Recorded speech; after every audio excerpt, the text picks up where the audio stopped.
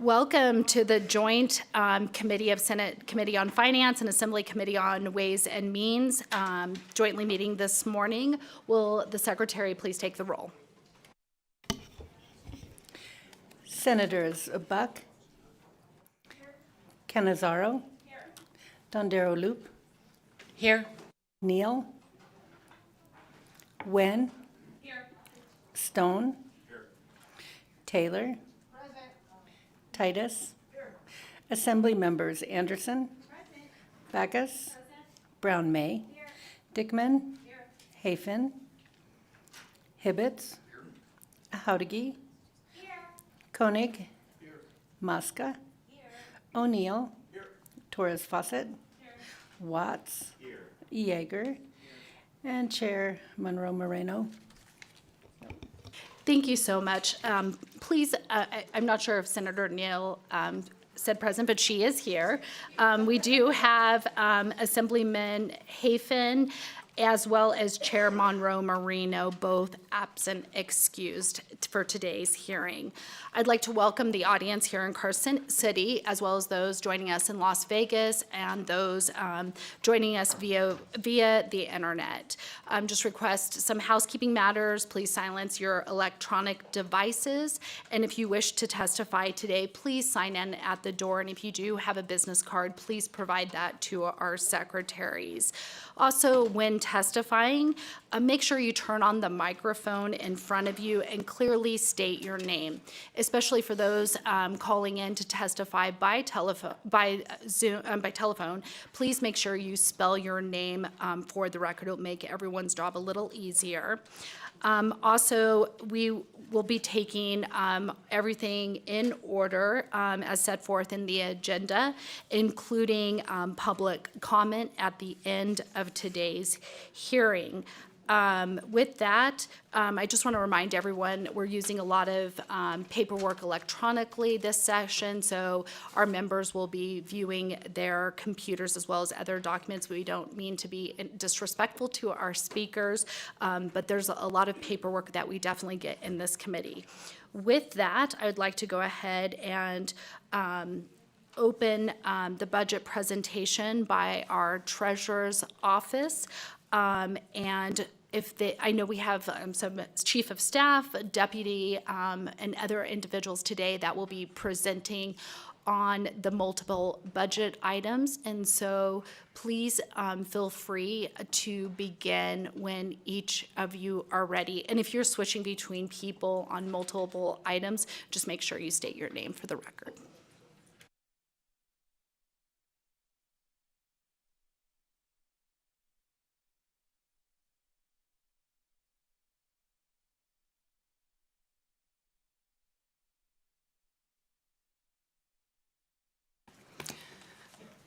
Good morning, Madam Chair and members of the Joint Committee.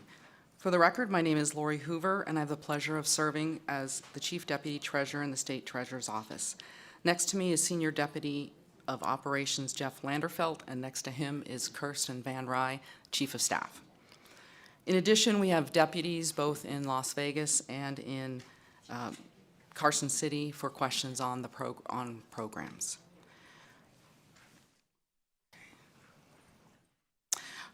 We have 8 functional areas of responsibility, and we have monetary oversight of approximately $61 billion. There are 22 non-executive and 12 executive budget accounts in our office, and we will be presenting on 7 of those accounts today. Jeff Landerfelt will now present the budget requests. Good morning, Madam Chair and members of the Joint Committee. For the record, my name is Jeff Landerfelt, Deputy Treasurer of Operations. I'll present the 7 budget accounts in agenda order and consistent with the PowerPoint provided in advance of the meeting. I'll discuss decision units in order of fiscal importance and, when applicable, as a block when related to the same budget action. Budget account 1080 is the State Treasurer's Office main administrative account. 4 of 7 divisions, operations, cash management, investments, and debt management, are administratively rolled up into this account, representing 27 of the agency's 60 full-time positions. Decision Unit E551, continuation of the cash management system. This request is for the ongoing cost of a replacement system to continue management of the state's cash. The previous legacy system was not compatible with the state's new accounting system, Core NV, also known as Advantage 4, and a new solution is required. The Office of Project Management has assisted with developing a short-term, limited functionality solution. However, a system with full functionality is needed. Initial costs to implement the system will be paid by the Office of Project Management, and then it will be supported by the Treasurer's Office going forward. Costs are a rough estimate at this time, zero in fiscal year 26, and the ongoing maintenance and support, $609,000 in FY27. Madam Chair, would you prefer I pause for questions after each decision unit? If not, I'll proceed. And It sounds like you spent a lot of time organizing your presentation where you grouped some of the items, so feel free to go through your whole, your multiple budgets this Okay. morning, and we will go ahead and take questions, hopefully in an orderly fashion at the end. Thanks. great, thank you. Decision Unit E235 requests a new administrative services officer for the Operations Division. This request funds one administrative officer service position, Officer 3 position, and associated costs. This new ASO 3 will be located in Carson City and will provide necessary support to the Operations Division. This position will plan, organize, and oversee agency program accounting functions, develop, implement, and revise policies and procedures related to the collection and disbursement of funds, and establish and monitor internal control procedures and reporting processes. Enhancement Unit 236 requests a new Management Analyst 1 for the Debt Division. The debt issuances overseen by the Debt Division have increased in volume and complexity for general obligation and highway transportation bond issuances. This position will assist with researching, analyzing, and monitoring compliance reporting associated with tax-exempt issuer status, while also assisting with the reconciliation, collection, and preparation of accounting documents for bond issuances, and payment of debt service. Enhancement Unit E226. This request funds one subscription to the Standard & Poor's rating agency and one additional Bloomberg terminal for investment staff. Collectively, the Treasurer's Office manages more than $12 billion worth of assets across 4 different investment portfolios. In order to support and enhance the division's capability to evaluate and price credit risk, quick access to the thorough and well-researched opinions of issuers from major credit agencies is essential. Currently, only a small portion of the $12 billion of assets has direct access to this research through the external managers that the division supervises, which is limited to licensing restrictions. The division believes this to be an important tool for the credit risk management component of the investment analyst's current responsibilities. This subscription, along with 2 other subscriptions, was requested in the fiscal 24-25 budget request, but due to miscalculation of costs, this subscription was omitted. This request also funds an additional Bloomberg terminal. Access to the Bloomberg terminal enables the office to invest by providing information relative to real-time financial market movement and trades. Decision Unit E228 requested funds for additional in-state travel for meetings, events, in-person training, and conferences.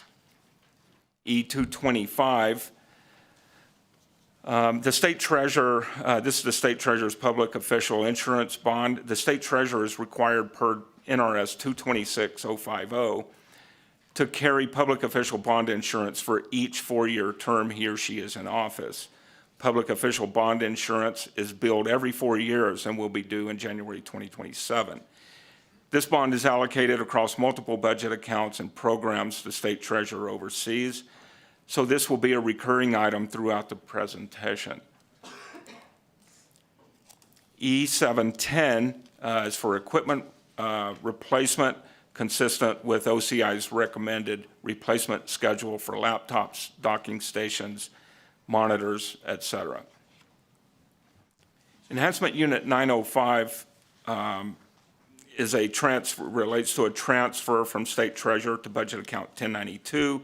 This request transfers the cost for a web-based debt management system from State Treasurer Budget Account 1080 to Budget Account 1082, which is the bond interest and redemption account.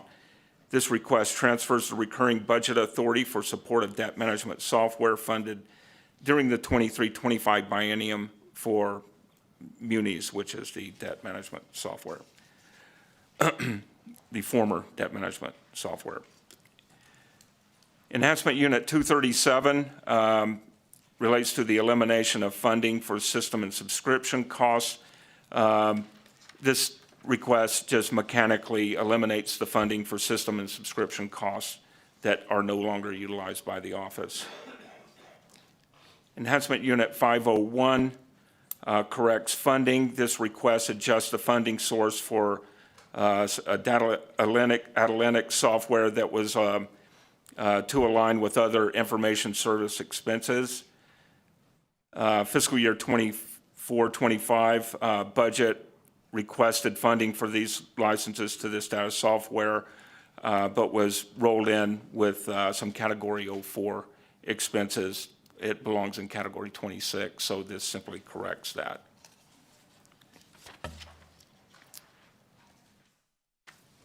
Budget Account 1102 is the Nevada Employee Savings Trust Administration account. The Nevada Employee Savings Trust Program was established to provide an auto IRA savings mechanism for Nevadans who currently do not have the opportunity to save through employer mechanisms. Enhancement Unit 226 request is a request from General Fund Appropriations. This request funds expenditures for the Nevada Employee Savings Program approved in Senate Bill 305 of the 23 session. Being newly included in the executive budget, this account has no base budget for the biennium, and this enhancement requests to establish that budget. E225 again relates to the State Treasurer's public official insurance bond. This is simply the allocated portion to Budget 1102. E245 relates to our customer relationship management system. This request funds the maintenance and support for the customer relationship management system utilized by several programs throughout the Treasurer's office. This system assists with maintaining communications between the program staff and participants from the various programs. This system is to be shared between budget accounts 1081, 88, 92, 1102, and 1104, so this too will be a recurring item throughout the presentation. Enhancement Unit 800 is an allocation of salary costs in budget account 1080. This enhancement relates to 1102's portion of that allocation. E801 also relates to the allocation from the Treasurer's main administrative account 1080. This enhancement simply relates to the new positions that have been requested in budget account 1080.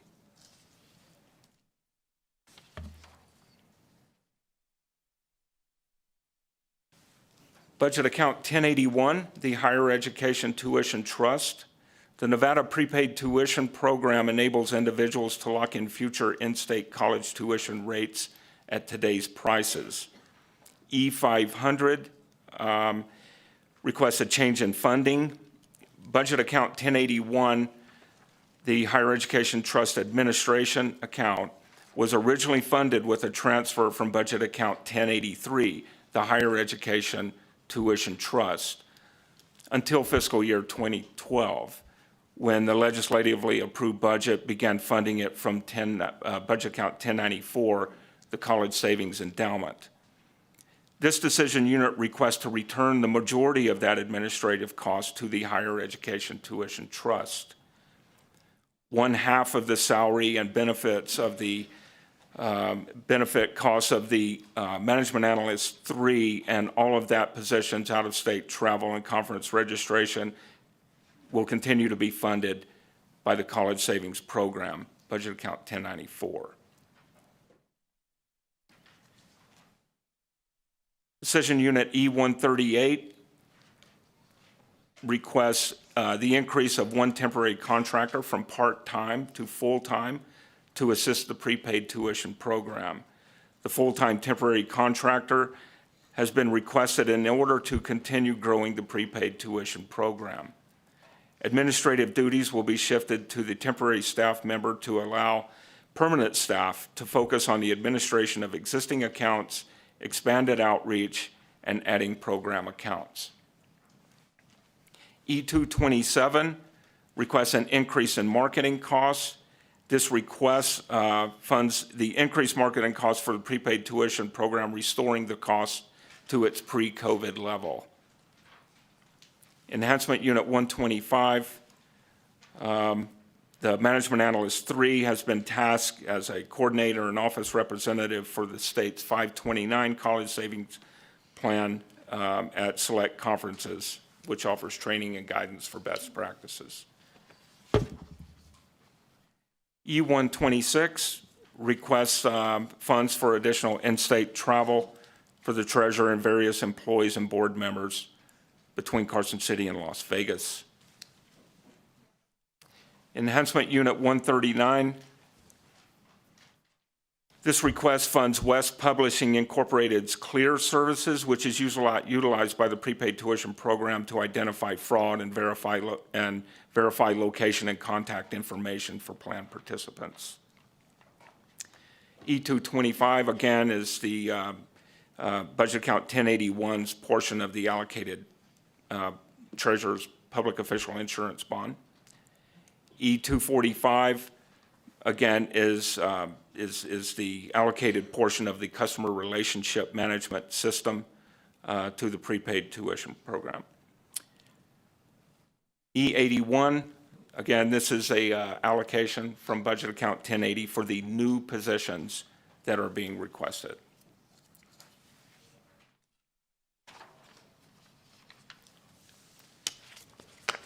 Budget account 1088 is the Millennial Scholarship Fund Administration account. This fund was established during the 70th Nevada Legislative Session in 1999 to provide scholarships to high-achieving Nevada high schoolers for use at eligible colleges and universities located within the state. Since inception of the program, 177,357 students have utilized the scholarship. The program itself, which is budget account 1083, is funded with 40% of all money received by the state pursuant to the settlement with manufacturers of tobacco products. Also, from $7.6 million transferred from the unclaimed property account annually, and as well as any legislative appropriations. E502 requests a change in funding for the Millennium Scholarship Administrative Account. This budget currently receives funding by transfer from budget account 1094 College Savings Endowment for program administration pursuant to NRS 353B 350, which is limited to 3% of the anticipated deposits to 1085 Millennial Scholarship Fund, budget account 1085 Millennial Scholarship Fund. This request seeks to transition the ongoing cost to a transfer from budget account 1085, the Millennial Scholarship Fund, pursuant to NRS 396-926, Section 7.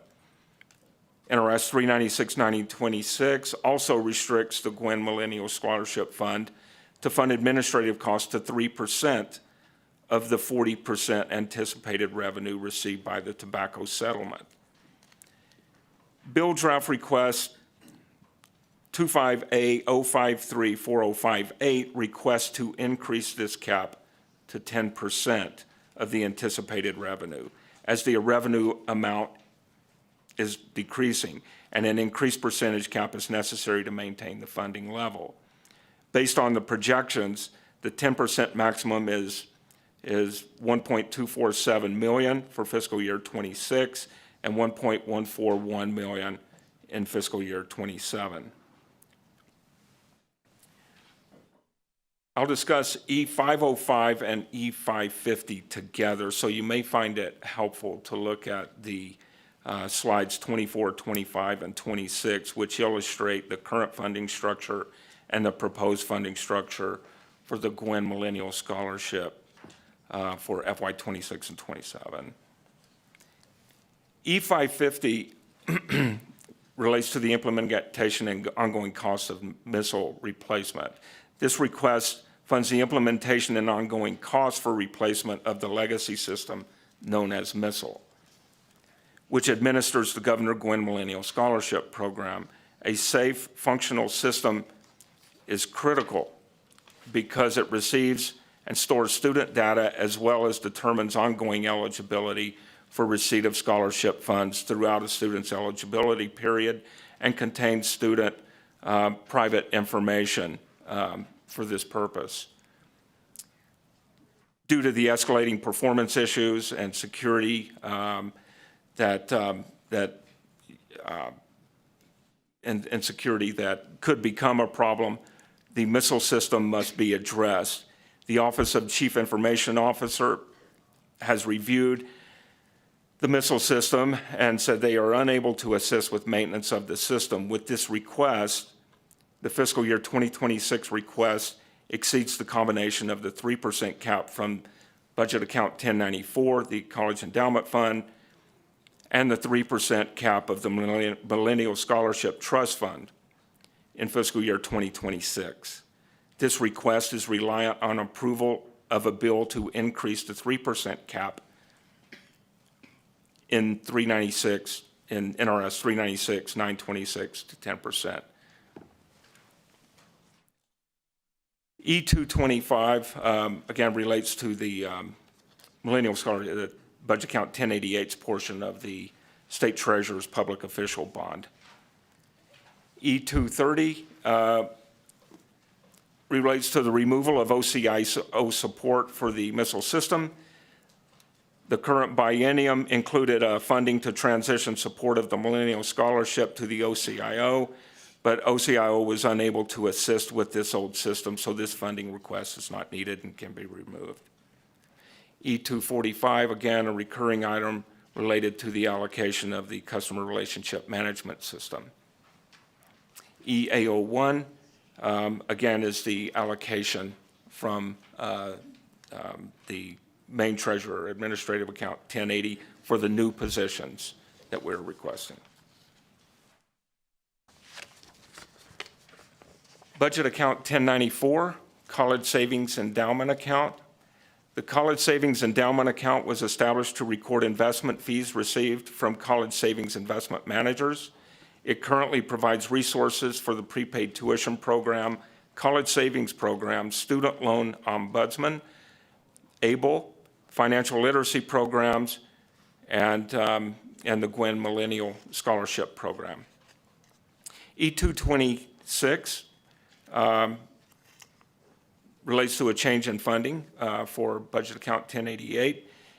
This request requests a reduction in transfer from the endowment account to the Millennial Scholarship account 1088 to correspond with enhancement unit 226 in budget account 1088 that was discussed earlier. E249 relates to an increase in funding for 1092. This request funds the enhancements 225, 235, 236, and E245 in 1092, as well as support for the ongoing management system. Enhancement Unit 125 relates to a change in funding for budget account 1081. This request funds a transfer to the higher ed tuition account for staff to attend conferences related to the 529 savings plans. E500 is a change in funding related to budget account 1081 as well. And this this requested transfer, yes, so this was previously funded with a transfer from budget account 1083, the Higher Education Tuition Trust, when the legislatively approved budget began funding it in 1094. This decision unit requests to return the funding source of all but a small portion of the expenses to 1081. Slides 31 and 32 illustrate the current and proposed funding for changes for budget account 1094.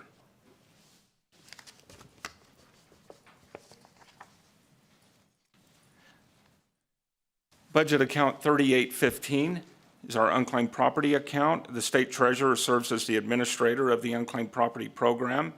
The unclaimed property division currently safeguards more than $1 billion in unclaimed property belonging to individuals, heirs, and businesses who have nexus in the Silver State. Each year, entities of all types turn over tens of millions of dollars of abandoned property in the form of cash, securities, and tangible property to the unclaimed property division.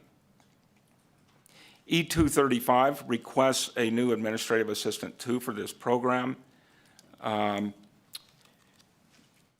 to assist in completing administrative duties to ensure compliance with statutory mandated deadlines. E237 requests increased usage for contract staff. Formerly, the temporary contract staff was split 60-40 with the higher education tuition program. Unclaimed property is, we are requesting that this position be full-time for this purpose. Again, E225 is the allocation of the state treasurer's public official bond to budget account 3815. E236 requests additional travel for the treasurer and various deputies. E710 is related to the equipment replacement per the OCIO's 5-year recommended replacement schedule. And E801 is related to the allocation of the new positions in 1080 to budget account 3815. Budget account 4672 is the State Infrastructure Bank Administrative Account.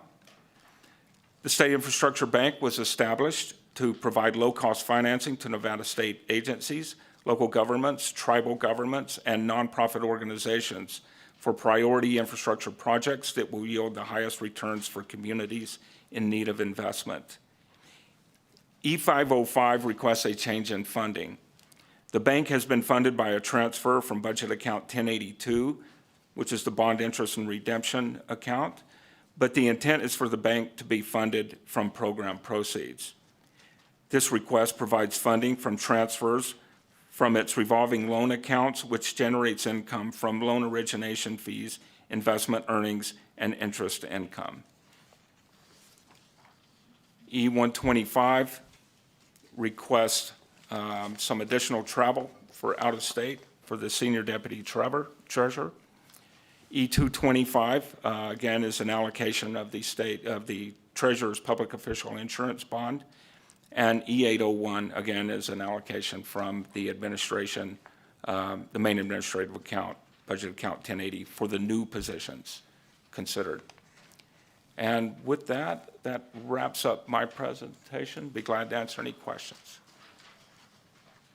Thank you so much, and we'll try to do our best going by each budget for you, so we're not jumping all over. But so what we'll do is we'll start with questions on budget account 101-1080, and this is for the state treasurer. With that, I'll start with Assemblywoman Brown May. Thank you, Chair. Thank you. Good morning. Thank you for the presentation.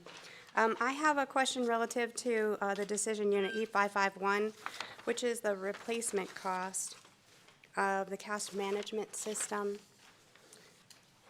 I understand there are a number of exceptions and that the workload has increased. Could you explain the office's issues reconciling the current deposit transactions given the implementation of the new financial system?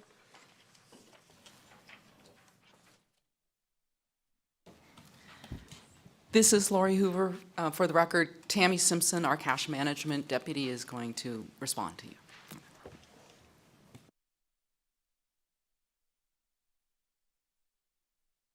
Good morning. Tammy Simpson, Deputy Treasurer of Cash Management, for the record. Thank you for the question. I think that a lot of the issues that we're seeing right now has to do with the transition and a lot of education for the departments in order to be comfortable with their procedures and what they're doing, as well as limited visibility into the banking transactions themselves, which we are trying to alleviate with the cash management system. Currently, the Treasurer's Office is the only office with access to the state's main bank account where all of the funds are received and go out of. And so with this new cash management system, departments and agencies would have additional visibility into the transactions themselves to be able to claim those funds in a more timely manner. I believe what we're seeing right now, and we've been seeing it since COVID, I believe, since 2020, is additional ACH funding that's coming in. So instead of departments and agencies receiving paper checks and they know who it's coming from, it's coming in directly to the bank, which they have less visibility into. Thank you. Follow-up, Chair. Thank you. Can you talk about little bit of boots on the ground, right? How are you addressing that issue right now? How are you resolving the exceptions that you're experiencing? So we download an exception report on a daily basis. We receive anywhere from 300 to 600 new transactions in our bank account every day. And it's actually, it's made up of zero balance accounts and controlled disbursement accounts that sweep into that main account. So in reality, it's closer to 3,000 transactions a day that are actually flowing in and out of that account, and they condense into about 300 to 600 transactions. We do have a very small staff of 5 members who are taking care of this, and so we download this exception report and we can see the fallout of what has been claimed and what has not been claimed. And so we have to do the research on the transactions individually. A lot of the transactions are difficult to identify because they'll just say State of Nevada. So we have to try to go back to the bank and try to figure out if they know who sent it to us, and then make phone calls to the vendors themselves and say, who did you intend for this to go to? And then reach out to those departments and say, this is yours, here's the invoice information, please claim this. So it is a lot of manual work for our staff trying to identify every single transaction and reach out in one manner or another, either to the department or the vendors, to try to get those claimed as timely as possible. Thank you for that explanation. Chair, if you don't mind, I have another. Thank you. So it looks like this decision unit is only going to fund ongoing costs, right? The new system, how would the new system initially be funded if what we're looking at is only ongoing cost? Thank you for the question. Lori Hoover, for the record. Brian Bowles is here also with us. He's the administrator of Office of Project Management. The conversation has been an agreement that if their one-shot gets approved, and I'm going to apologize if I say something slightly wrong on the mechanics, but if their one-shot gets approved, they would go to IFC probably in June to ask for authority to fund the implementation of our cost. And then the Treasurer's Office would pick that cost up on an ongoing basis. Okay, thanks. One more, Chair, if you don't mind. Why was the replacement system not considered as part of the initial plan of the Core NB project? Does anybody have detail about why we didn't plan that? For the record, Lori Hoover, I think that unfortunately we didn't realize the system that broke was a legacy system, and we didn't realize how intricately it was connected to Advantage 2 without anybody else understanding it but the person who created the programming. And so when we started working on it to see if we could kind of move that connection to what was going to be Advantage 4, we brought in the Office of Chief Information Office, OCIO. We brought them in to take a look at it. We brought, our own IT people. They could not, without completely rewriting everything, could not make that work. And so the decision was that we needed to go out to look for a system. Our deputy, Tammy Simpson, worked very diligently looking for a system, but because it's so unique, there's nothing out there. And so unfortunately, we got to this point, and we don't have that system. The Office of Project Management, one of their programmers very nicely created a Band-Aid for us that is helping the cash management division quite well, but it is just a small portion of what we need. Thank you so much. Next, we'll turn to Assemblymember Watts. Thank you, Chair. So I have a couple of questions. Same budget account on E235 and E236. So we'll start with E235, the new ASO3. Looking through some of the materials, I understand that the scope of the office has expanded significantly with more programs coming under there. And looking at your presentation as well, it talks about this position specifically helping with some of the budgetary and financial management responsibilities. I was just wondering if you could talk a little bit more about who covers those responsibilities currently and why the Senior Deputy Treasurer and Management Analyst positions are unable to perform the various duties that are contemplated for this new ASO. For the record, Jeff Landerfeld, Deputy Treasurer of Operations, to Assemblyman Watts, through the chair to Assemblyman Watts. Yeah, we have, obviously, as you mentioned, we've added a lot of new staff as a result of legislation in 23 session. New programs, we have 4 new budget accounts. We manage a total of 12 executive budget accounts, 22 non-executive budget accounts, and numerous custodial accounts and transfer accounts that we manage. There's a lot of transactions that hit our office, and we, I think that you asked how are we managing? We're managing by a lot of involvement from the chief deputy, a lot of involvement from myself. We have 2.5 fiscal staff that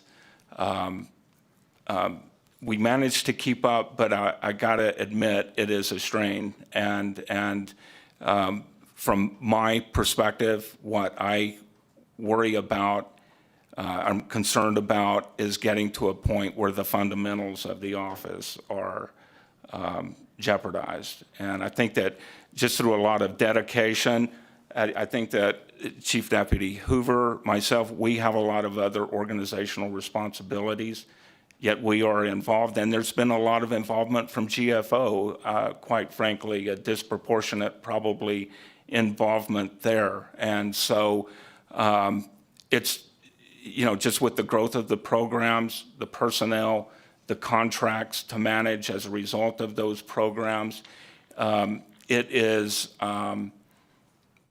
kind of, from my perspective, kind of remarkable that the State Treasurer's Office, which is somewhat of a hub of fiscal activity, does not have the one position of the designated professional fiscal HR designation in it. It's never had that, and it's kind of remarkable to me, but we are clearly at a point where we're outgrowing our britches here a little bit. So I think that it's time to request this, and I think it's justified, obviously.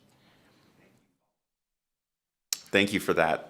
It's very informative. So moving on to E236, the new Management Analyst 1 in the debt division, can you talk a little bit more about the workload issues within that division, and how that led to the recommendation for this new position? Yes, thank you. Again, Jeff Landerfeld, Deputy Treasurer Operations, to Assemblyman Watts. There has been a lot of different types of bond issuances in this biennium. It appears that will continue to be a dynamic in that agency. Right now, in that division, there is one management analyst, 3, and a deputy. And between the management of the debt service, the preparation, the extensive preparation that goes into issuing bonds, as well as complying with the numerous SEC requirements for reporting, those things simply cannot fail. And it is a little bit, having someone that can, a management analyst that can support the MA3 in gathering that information and ensuring that the reporting and the bond payments are, the debt service payments are made timely. It's a lot. It's a lot for one management analyst, 3, to manage. And again, we think it's time. I spent some time in debt management myself, and I can tell you it's a challenge to keep up with all of that. And so anyway, yeah. Thank you for that, and thank you for the work that you're putting in to help keep things afloat. Thank you, Chair. Thank you, sir. Thank you. Members, do we have any other questions for budget account 1080? Let's go to Senator Stone. Oh, we'll skip that. I think that is about it for that budget item for questions. We'll go ahead to the next budget item, account 1102 for Nevada Employee Savings Trust admin, and we'll go ahead and start with Assemblymember Torres. Fawcett. Thank you. I know, so many changes. Hi, thank you so much for the presentation here in the committee. I had a couple questions. So first, I'm wondering if you can provide an update on the progress of establishing the fee structure for the Nevada Employee Savings Trust Program. And more specifically, I'm wondering what are the current revenue projections based on these fees, and how do they impact the program's timeline for becoming self-sustaining? Kirsten Van Ryn, Chief of Staff for the State Treasurer's Office, for the record. The Board of Trustees met, I think, at the beginning of January, and they set the fees. We're moving forward with a partnership for Colorado. The fee chosen for the state administrative piece is $4, which is consistent with other states. Unfortunately, on the projections, we won't know the demand of the program until we know the demand of the program. It varies across states, so we're hopeful that it'll get paid off sooner rather than later, but at this point, we just don't have any quantitative data to back that up. But we're on track to launch the program by July 1, 2025, which is outlined in statute. Thank you. And just a quick follow-up. Given the recent decision from this board, are we expecting the program to be sufficient to fully sustain the program without requiring additional general fund support? And if not, what factors are contributing to the continued need for us to provide that state funding? Kirsten Van Ryn, Chief of Staff, for the record. Can you clarify a little bit? I guess we're not expecting it to be self-sufficient this biennium, but in future biennium, yes, that would be our intent. Thank you. And do we have a timeline, or when can we expect for it to be self-sufficient? And that's what, or Kirsten Van Ryn, for the record, apologies. That's what we just won't know until the program is live and up and running, and we can see kind of what percentage of workers are taking advantage of the program, what percentage are opting out, those sorts of factors. Thank you so much. And I actually had a question on this budget account, more particularly when SB 305 passed last session. The fiscal notes were for $75,000 for each of the fiscal years, and now there is a ask for marketing expenditures in the amount of $199,800, which is about $50,000 more than what had been submitted in the last legislative session. Can you just kind of explain what the need is to increase that item? Sure. Kirsten Van Rye, Chief of Staff for the State Treasurer's Office, for the record. Yes, so that increase, the amount we're asking for is actually reflective of the first year of getting the program up and running. So I think on the fiscal note, our original year one was $250,000.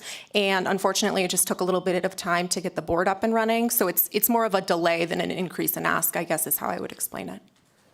So would we at all anticipate, like, is there going to be any reversions from this account then if it wasn't fully utilized in the first year that it was implemented?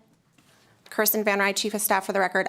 I don't anticipate right now a reversion. A lot of the feedback that we got from the other states that have implemented similar programs, the one piece that we got from most all of them was that they wish they had more marketing dollars when they started out. So I don't at this time anticipate any reversions, but certainly if we don't need it, we won't use that.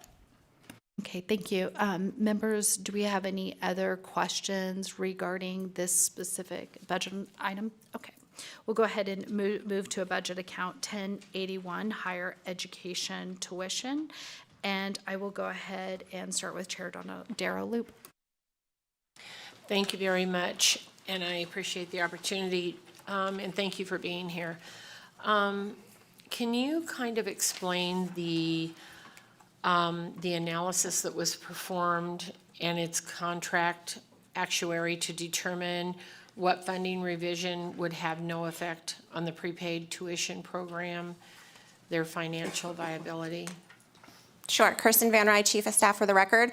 So this actually came about probably mid last year. I don't know why, but I was doing some digging, and I realized that the original funding source for the prepaid tuition program was the prepaid tuition program itself. And then during the Great Recession, they moved the funding to the College Savings Endowment Account, budget account 1094, in order to shore up what was then an actuarial deficit. I think for me, it was more of a case of, I have a sister, I'd pay her rent if she asked me to pay her rent, but my sister has a really good job and she can pay her own rent. So at some point I'd ask myself, why am I paying my sister's rent? And I think I went through the same analysis for this one. The fees, the expenses for the administrative account for prepaid can be funded by the prepaid tuition trust. So it's just a matter, our ask here is a matter of switching back to the original funding source.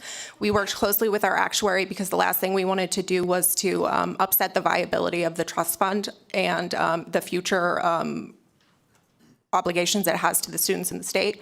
And we worked with them through a series of conversations, and they don't have any concerns about us reverting the funding back to the trust fund. They said it shouldn't impact the viability of the future of the trust. Sorry, that was a long answer. No, thank you very much. That was good information. And I understand how what you're saying is that it was in one fund, got transferred to another fund, and it's going to go back to the other fund, to the original owner of the fund. Kirsten Van Rye, Chief of Staff. Yes, that's correct. It looks like through our analysis and kind of digging into the history, it was originally changed, I think, in 2010. It went through IFC and it was approved, and then it started permanent funding in 2012, and then it just never got changed back. Okay, thank you. And follow-up, Chair? Sure. So are there issues with continuing to fund this budget account with transfers from the College Savings Endowment account?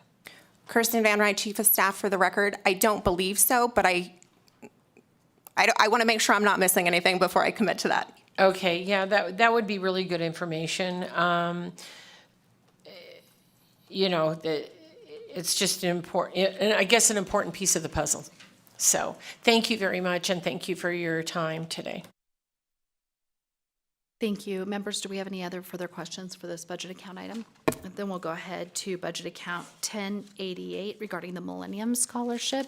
And we will go to Assemblymember Howdigy. Thank you so much, Madam Chair.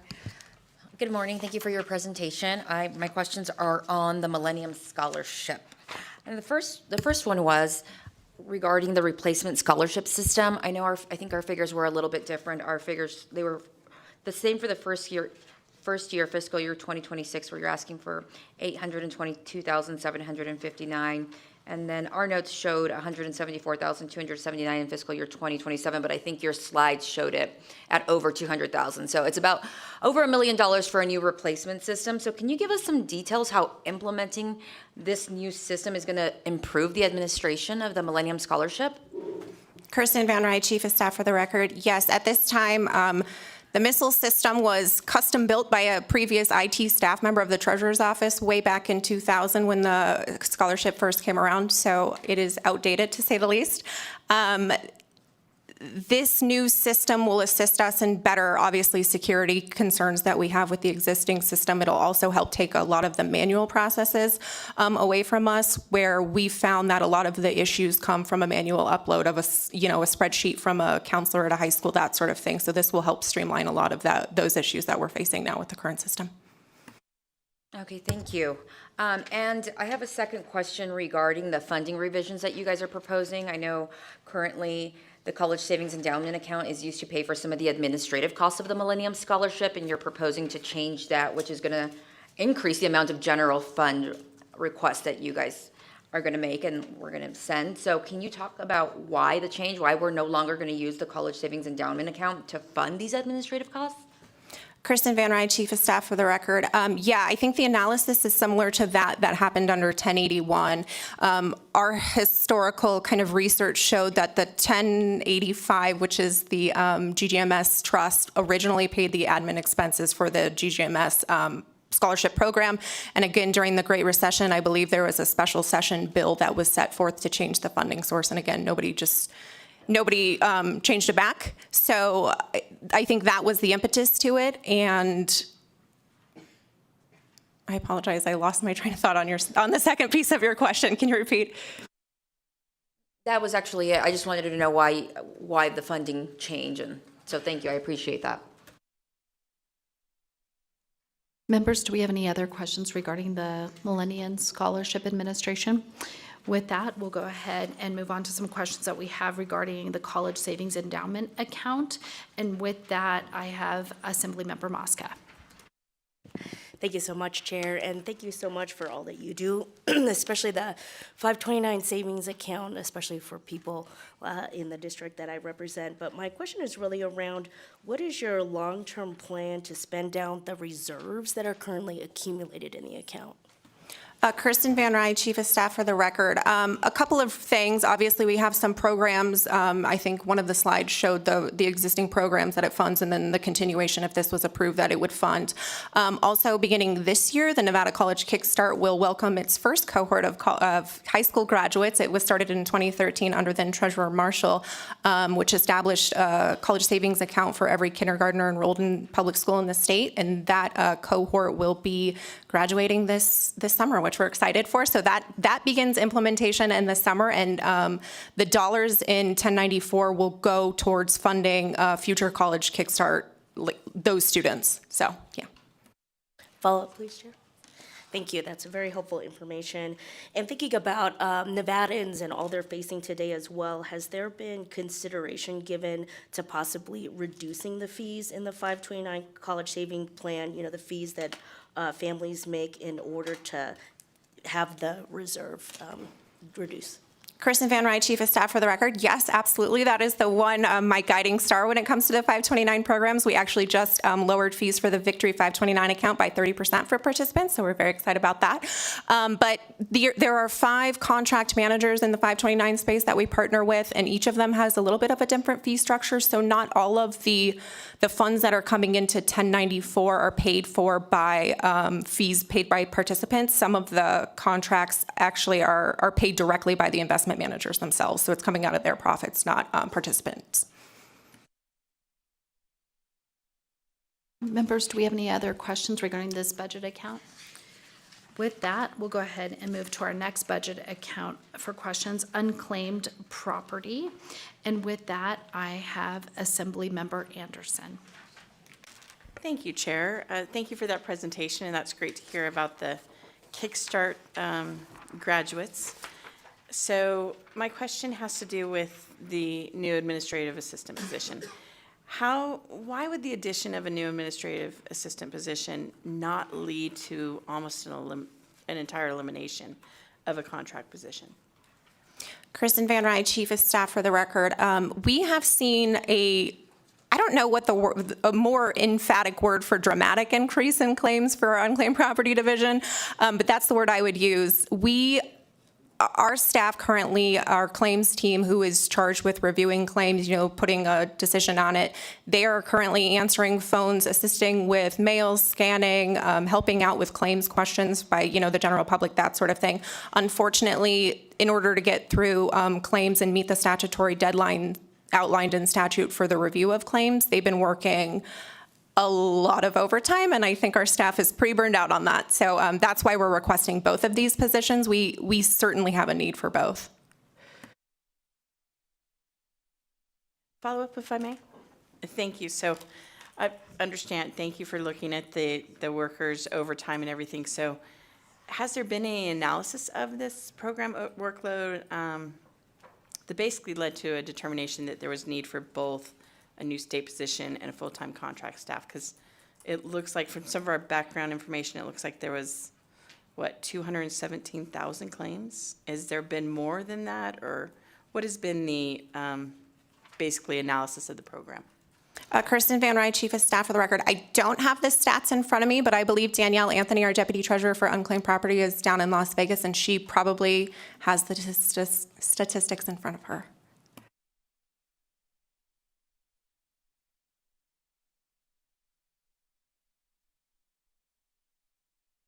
I think part of the issue is that the vast majority of the claims are no longer being fast-tracked because our system analyzes the claims for fraud. And just for reference, since our new system came online, we have rejected 53 claims for a total of $5.2 million as a result of fraud analysis. So that fraud analysis that's happening is very important to protecting the state, but it also results in additional work required by our staff rather than it being automated by the system. Thank you so much. And could you, I'm so sorry, I forgot to write down your name when you started speaking. So could you possibly restate that for us?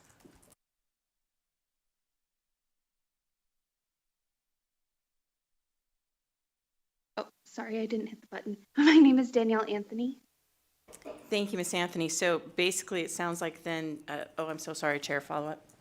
Thanks. So it sounds like part of this cost analysis is directly related to making sure that the state is not being held liable for fraud, is what I'm hearing.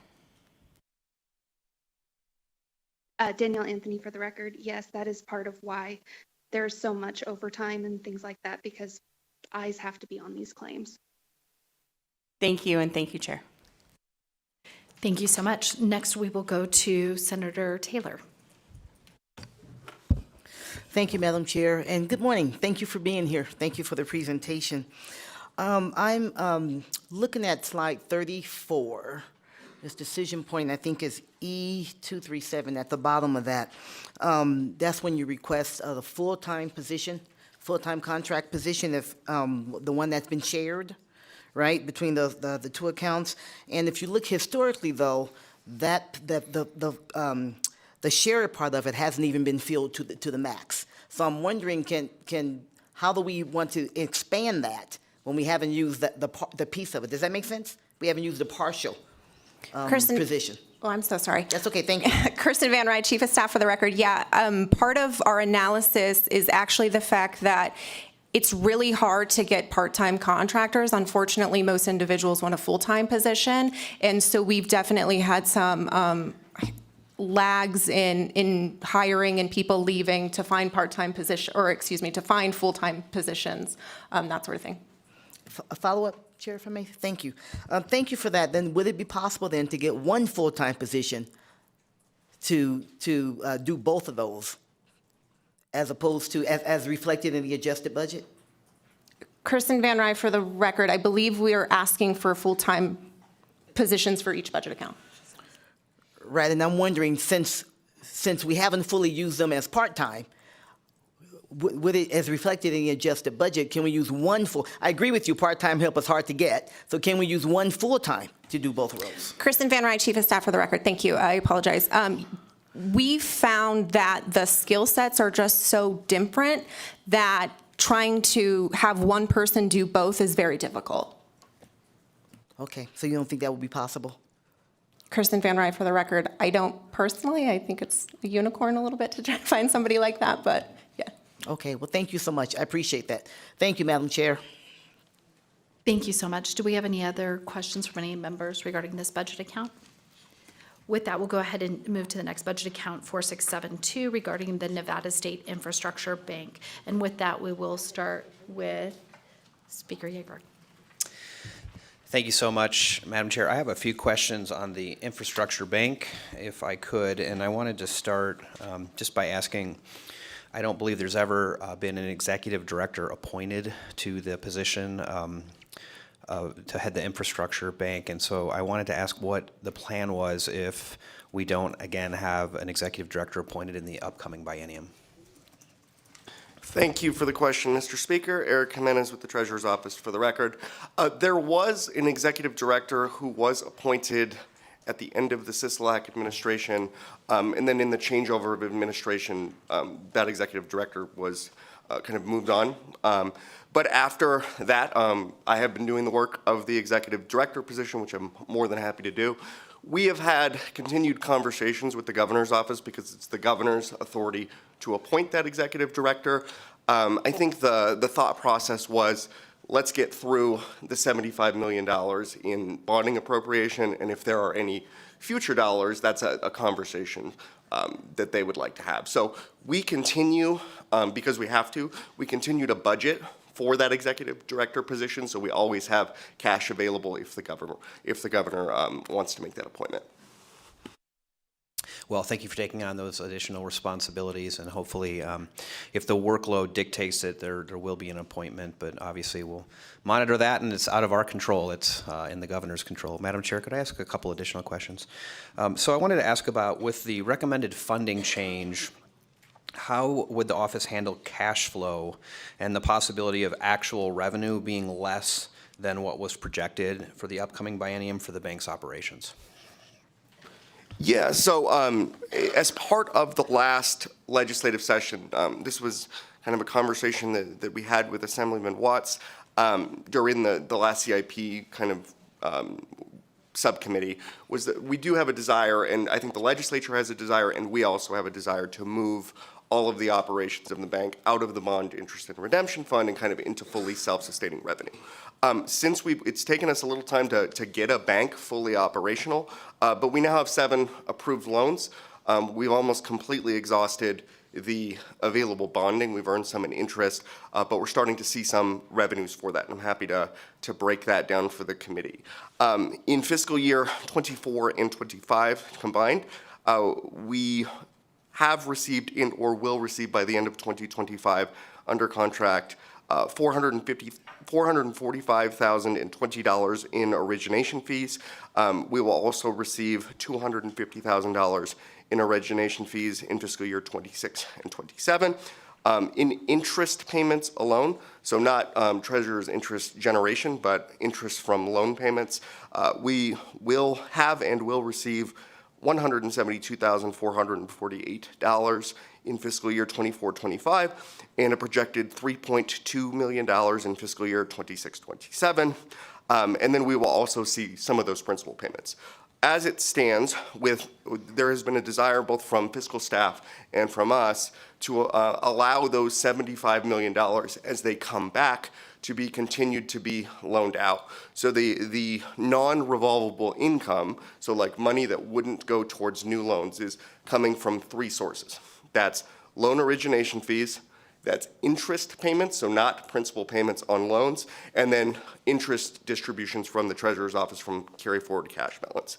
Of the non-revolvable income for origination fees and interest payments, we expect that to be a total of $4.1 million over through the next biennium, and then we also have several $million of available interest. So I think this is the long way of answering your question, Mr. Speaker. We do anticipate having more than enough revenue to move this funding source over and to pay for all of the administrative expenses. Okay, thank you for that very detailed answer. Appreciate it. And then follow up on that if I could. Chair, you might have touched on this a little bit, Mr. Jimenez, but what issues, if any, do you think the office would encounter if the bank's infrastructure costs were funded utilizing only those loan origination fees and interest earnings, which would allow the original bond funding to be available to fund future projects? Thank you for the question, Mr. Speaker. Eric Jimenez for the record. I wouldn't call them issues, I would just call them challenges that we would need to work through. I think as we look through and as the Board of Directors looks through, kind of potential loans that come through, we always try to work with borrowers on how we can make it more flexible for them, because the organizations that are coming to us, they're local governments, they're nonprofits, they're tribes, right? We're trying to protect the financial solvency of the bank and the state, but we're also trying to work with them. I think we would just need to be very cognizant about the new loans that we issue in making sure that the repayment structures generate the level of revenue that we need for those positions. So I don't think it's a challenge, but I just think it's really a process step that will need to be implemented. Thank you. And then, Chair, could I ask one final question on this piece?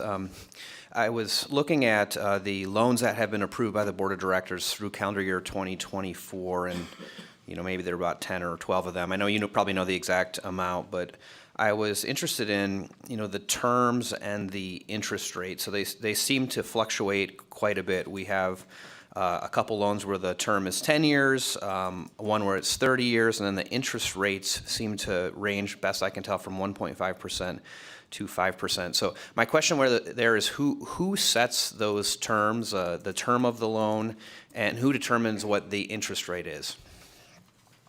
A wonderful question, Mr. Speaker. Eric Jimenez for the record.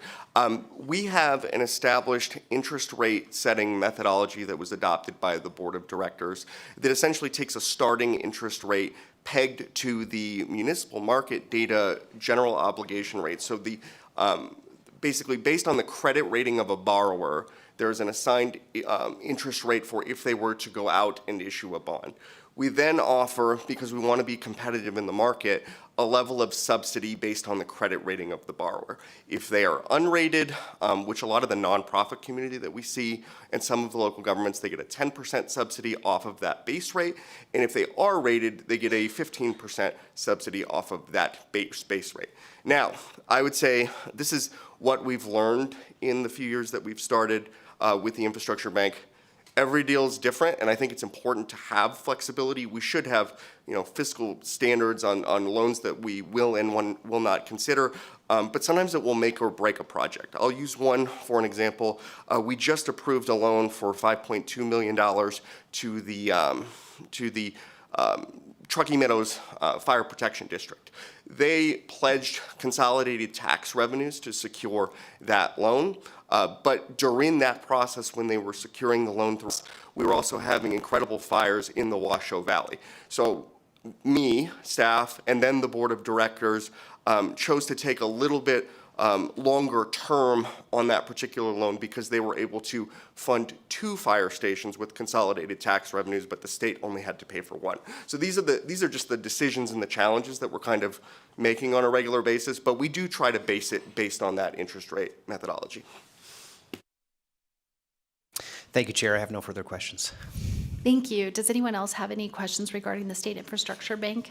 If not, I guess we look forward to seeing you all in the subcommittee addressing the CIP to hear what kind of projects are planned.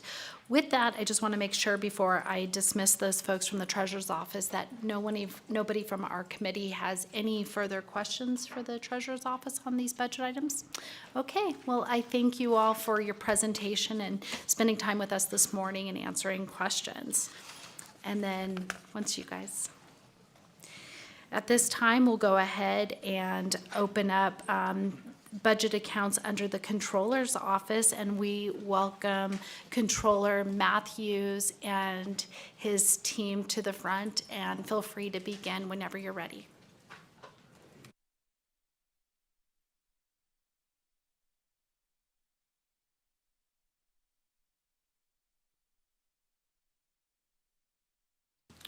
Well, good morning, and thank you, Chair. Thank you, committee members. For the record, my name is Andy Matthews. I am the Nevada State Controller. The gentleman to my right is James Smack. He is the Chief Deputy Controller. I'm going to give a very brief overview of the Controller's Office and some of our core functions, and then I'm going to turn things over to Mr. Smack to walk you through the rest of our presentation this morning. The Controller serves as the Chief Fiscal Officer for the state. The Controller is elected to a 4-year term, and the authority for this office is derived from Article 5 of the Nevada Constitution. The State Controller is one of 6 constitutional officers and is elected by and accountable to the citizens of Nevada. The Controller's Office currently has 46 team members. 2 of those members are non-classified. The other 44 are classified. And we are organized into 4 divisions. Those divisions are debt collection, fiscal operations, financial reporting, and information technology. And I just want to take a brief moment to acknowledge and thank the very hardworking folks in our team. I've been in this role for 2 years now, and we've got a lot of new faces in our office. They're very hardworking, very talented, and it's been a real pleasure to get to know them professionally and as individuals over these past couple of years. I really admire the talent that we've got, the dedication, especially during these last couple of years, which, as I know we'll get into this morning, have thrown some real challenges at us, but their perseverance, their professionalism, and their efforts through this are greatly appreciated. So I just wanted to take a moment to say that. And of course, that applies to the gentleman to my right, Mr. Smack, and he is going to take it from here. And then, of course, we'll be happy to answer any questions you may have. Thank you. Thank you, Controller Matthews. James Smack, Chief Deputy Controller for the record. I want to go over briefly the duties of the Controller's Office, what we are obligated to prepare on an annual basis. We prepare a single audit report, schedule of expenditures, federal rewards, which I'll refer to as the CFA. We answer prior year audit findings. We do the Treasury State Agreement and the Cash Management Improvement Act CMIA annual reports. We do prepare the financial statements as well for the Permanent School Fund, the Annual Comprehensive Financial Report, and the popular Annual Financial Report. We conduct reviews of agency financial transactions. We're kind of like the last folks to take a look at a transaction to see if it's something that needs to be corrected or something that should go ahead and be processed through. We administer the state's debt collection program for all state debt that's 61 days old or older. Administer the state's vendor database. That is the one section of our operation that is out of Las Vegas. The rest of our operations are all here in Carson City. And we ensure compliance with state fiscal federal revenue laws, state agency financial support and fiscal training, and of course transparency and accountability in state spending. I'll get into a couple other things there around that. I did want to touch on the Core NV integration at this point. We've been an integral part of this implementation, basically from the beginning, even going back to the Smart 21 days, but certainly over the past couple years with the reimagining of this at Core NV. We've been certainly one of the keys to its overall success. We've had to put it through countless hours in order to have our staff available to answer questions for both the contractor, for the project team, or what have you. Happy to report we went live with Finance Phase 1 on January 1st, which was a good thing because I said that I wasn't going to shave my beard until that went live. And since I'd started that in September, if we hadn't gone live in January, I'd have been coming here today looking to use something like Gandalf. So I was able to trim it back quite significantly at that point in time. So I thank the entire project team, the Controller's Office team, Treasurer's Office team, and everybody who was involved with that for making sure that I could shave properly and have a nice clean appearance for you here today. The Controller is one of the 3 voting members on the Executive Steering Committee for the project.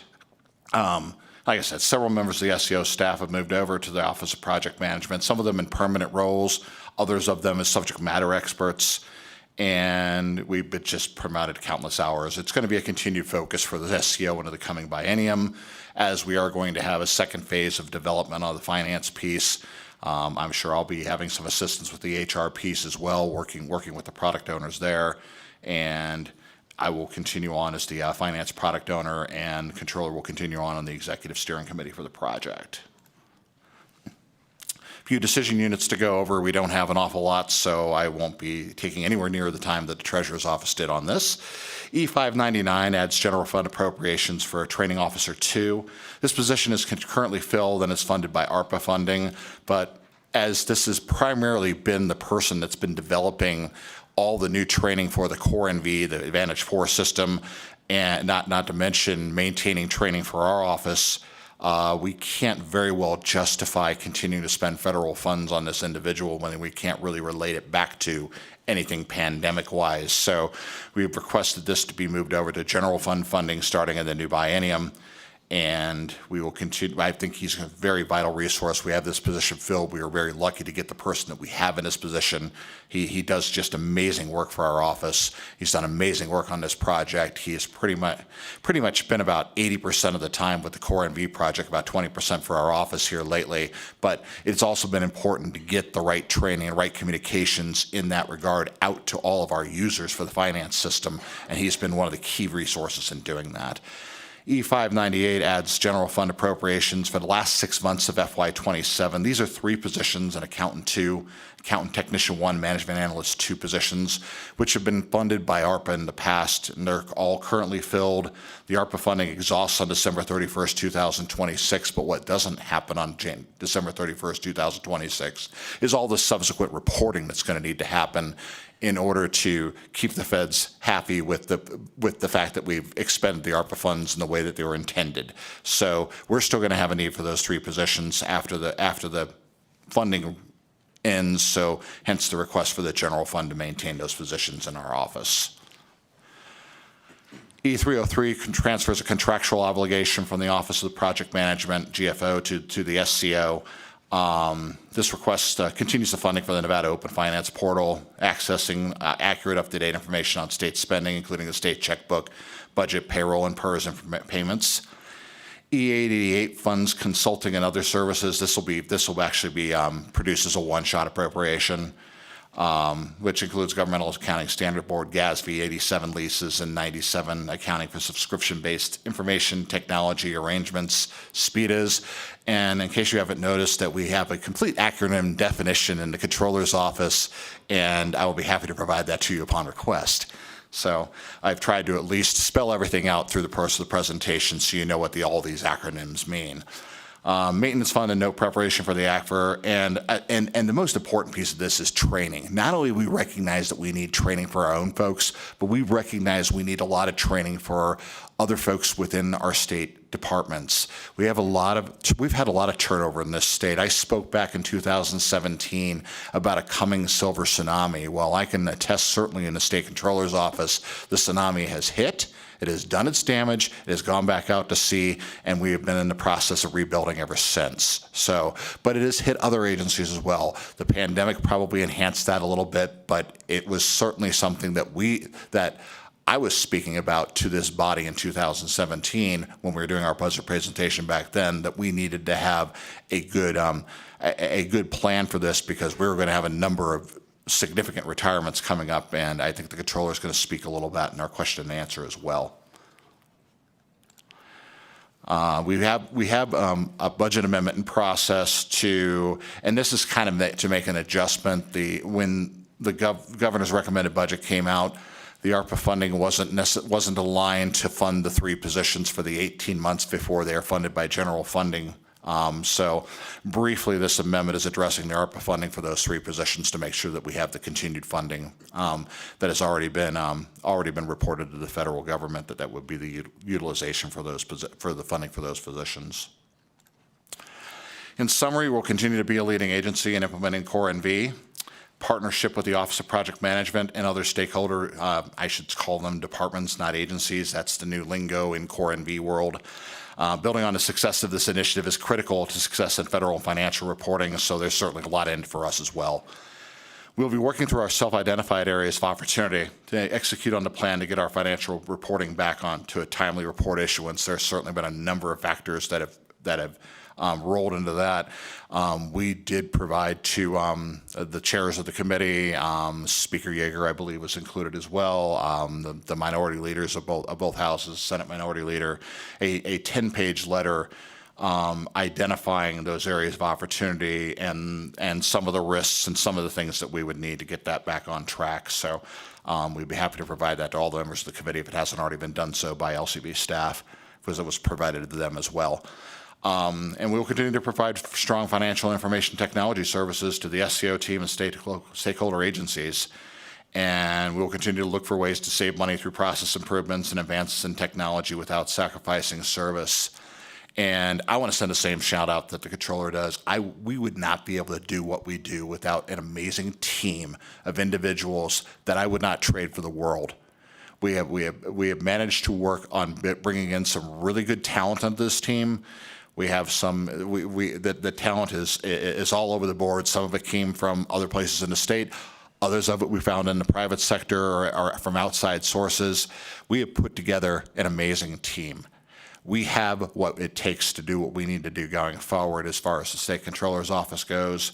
With the requests that we've made, I feel confident that we are going to be able to have an operation that we can all be proud of in the state of Nevada. And with that, I will conclude my initial testimony, and I'm happy the controller and I stand ready to answer any questions that you have. Madam Chair, back to you.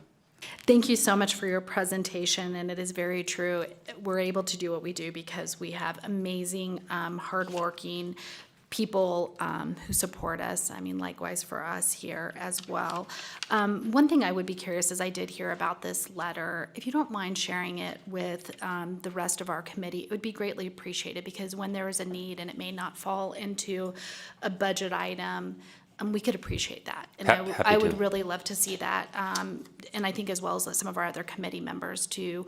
Even though you have an amazing, hardworking team supporting you, sometimes there's always that need for an extra ask that may not make it into the governor's recommended budget.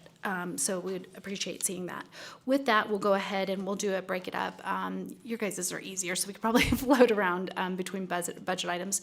But first, I'll go ahead and start with Senator Nguyen. Thank you. I just have some questions about the annual comprehensive financial report. Can we, and you kind of briefly talked about this, but can you discuss some of the new strategies that are being implemented to address the delays that we've had in preparing that report? Andy Matthews, State Controller, for the record. Great question. I thank you for that, Senator. This is something we are very eager to talk about, because it is at the core of what our office does, and it's something that's been a real challenge. Some of you will remember, because you were on this committee 2 years ago when we were here, we identified this as a big concern, and we noticed that, I think at this point, I'd been on this job for about a month, and we noted what had been a troubling trend in recent years leading up to that point, that had seen the production of the aquifer come later and later, and that this was something that we needed to turn around. The good news is that, especially in the last year, we've made some meaningful progress on that front. But we did pledge during that meeting 2 years ago that we were going to do a very thorough analysis of where some of those pain points were, what some of the causes of these problems were, and more importantly, of course, develop a mitigation strategy to address that. So there's no short answer, but if I can be indulged for a few minutes, I'm happy to walk through some of those problems that we did identify, and then, of course, what we've done to address them. A lot of this, the root of a lot of this actually goes back to the COVID-19 pandemic and the ensuing shutdowns and the toll that took on state revenues and state services. And when you look at the history of our financial reporting and where some of the delays really started, you can really trace it back to that time. And to a great extent, that was understandable. But I think what's clear is that even in the aftermath of that pandemic, as we've looked at the history here, it's clear that a sort of complacency, I would say, set in, even after the pandemic was behind us. Sort of a mentality probably among a lot of state agencies where, well, financial reporting's been sort of late the last couple of years, and so, what's the big deal if we continue? And to give some more context to that, we can't even begin our work on the annual comprehensive financial report until we get the necessary data from various state agencies to begin. And so if we get it late, we start it late, and if we start it late, then obviously we are completing and issuing it late. So there was, like I said, sort of a complacency that I think set in. To be fair, I think at the same time, the Controller's Office probably was not as assertive as it needed to be in terms of working with those state agencies to get that information.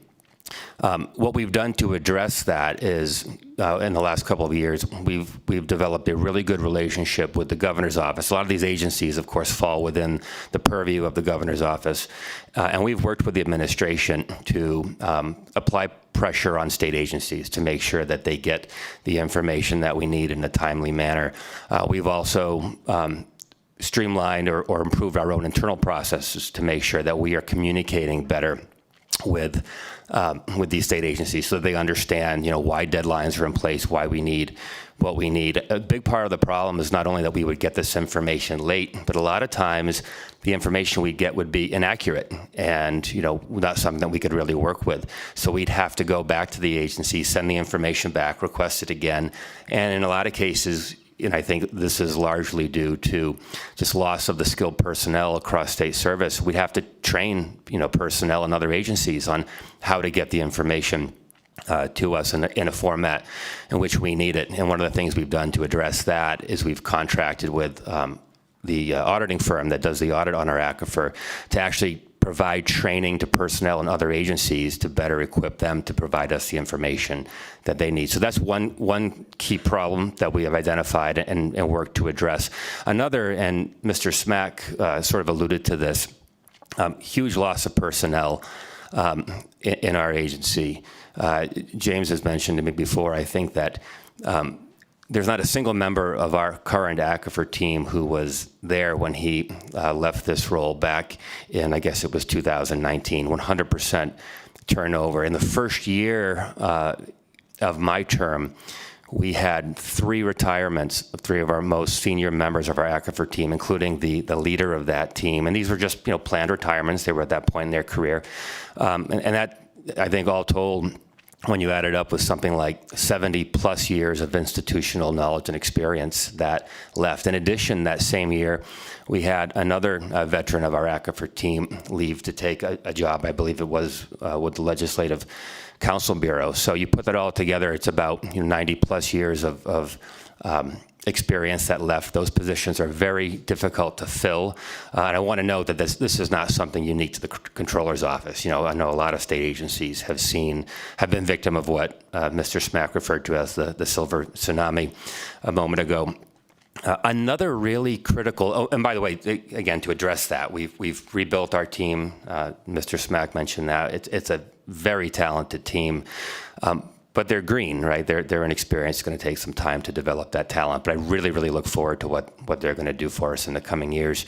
A big problem that we had and that we were able to solve revolves around the fact that for years, we were only able, in the software we use to do our aquifer preparation, we were only able to have 1 fiscal year open at a time. And the reasons why that's a problem, I guess, are probably somewhat intuitive, but so long as you can only have 1 fiscal year open at a time, you can't begin work on the next fiscal year until the current fiscal year is fully closed. And once you start getting into that trap of late reporting, it becomes almost impossible to break that cycle if you can't get a jump on the next fiscal year while you're finishing up the previous one. You really get, like I said, you get trapped in that cycle there. Fortunately, we've worked with that software company in the last year, and we have found a way to sort of break that lock. We've found a way to have more than 1 fiscal year open at a time, and that's going to be absolutely crucial because it means that as we are finishing up, a current fiscal year, we can start deploying some of our resources to bidding on the next one. That's the only way we're going to be able to turn this around. If we can't do that, we're going to be stuck. Unfortunately, we've worked hard at that, and we were able to sort of fix that. Two more issues I'll talk about. One has to do, and Mr. Smack touched on this, so I won't spend a lot of time on it, but the crash course time frame, the crash timeline that we've been on with the Core NV project, which of course impacts the Controller's Office very significantly. That's required a lot of labor-intensive hours from folks on our team, including those involved with our financial reporting, who have had to devote significant time to that project. I'm optimistic that with the launch of the financial phase of this project at the beginning of this calendar year, we will be able to redirect a lot of those resources, back to what you would call our day jobs. I guess we're still going to be heavily involved in it, but I do think that that's going to provide some relief. And then the last one, and I want to close with this because I think it's most relevant to this committee. One of the major problems we've had going back years has to do with the fact that only one member of our team has the authority to do review work on the aquifer. So there's multiple phases to the aquifer, and all the way from the initial preparation to the auditing phase. And through every stage of that production, we generally have multiple people that we're able to bring to bear on that work. The exception has been at the review phase, which is a very, very critical phase, and it's very time intensive, but we've got only one person on our team who is able to do review work. We've got other individuals on our team who have the skill set to do it, but the reason they can't participate in that review process is that they are not currently at a pay grade under Nevada's rules that comes with the authority to do review work. Were we to have them do review work on the aquifer, we would essentially be working them out of class. And you can see why this is a major, major problem, right? Something we can all relate to. You're driving down the highway, it's in lane, and we all know what happens, right? There's a bottleneck and things grind to a halt. That's what's been going on with our aquifer work as it pertains to review. This office has been asking for, going back several years now, and not just myself, but prior controllers as well, for those adjustments in the pay grades. Again, we've got the personnel already, we just need to bump them up. Historically, those requests have always been denied. Currently, we brought that request again back in our request for this coming biennium. Currently, those increases are not in the governor's recommended budget, but I am encouraged to be able to report to you that we've had some really good conversations with the governor's office. We've been coordinating with them.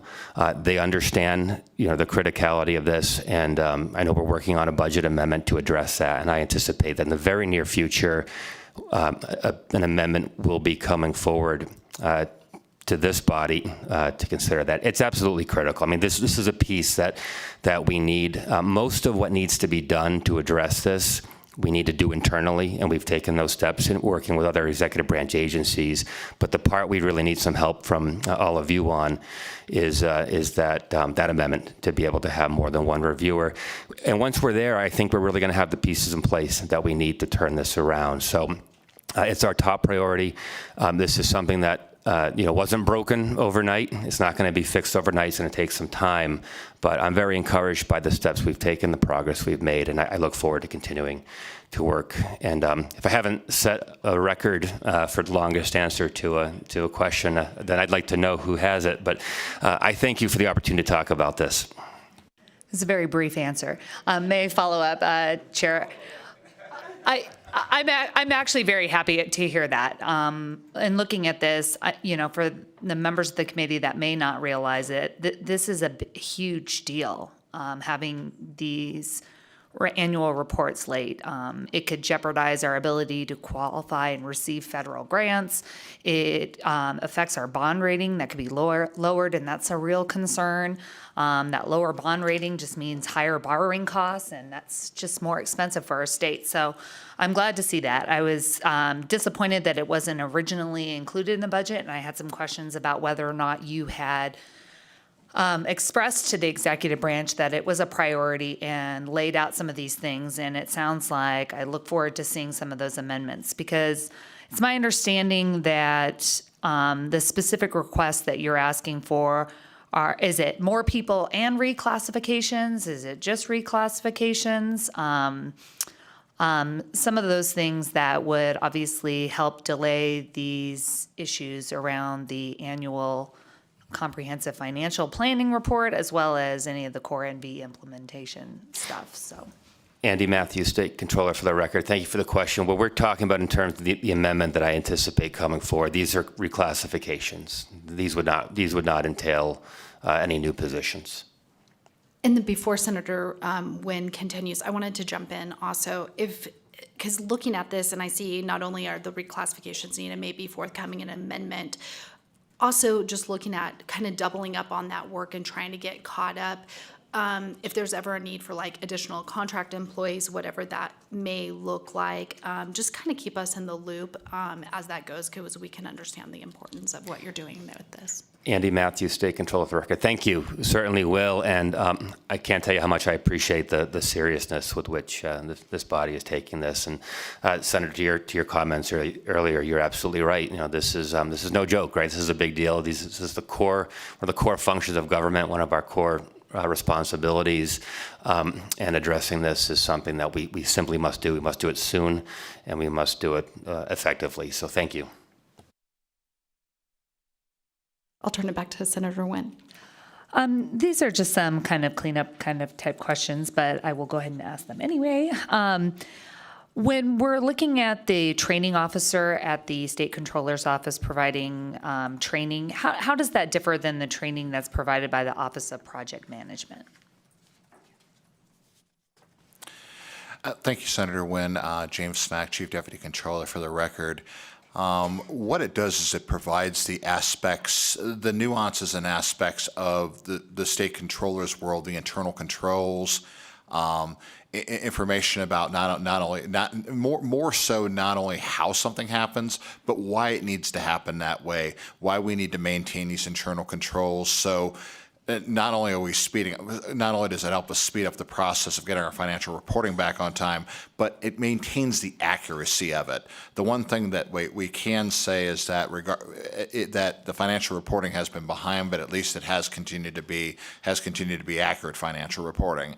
And we need to make sure as we ramp up that speed that we get that accuracy. And the best way we can do that is to get the proper training to our individual people who are doing the work, so we get better quality work in our office, so we have a better starting point for helping us get caught up.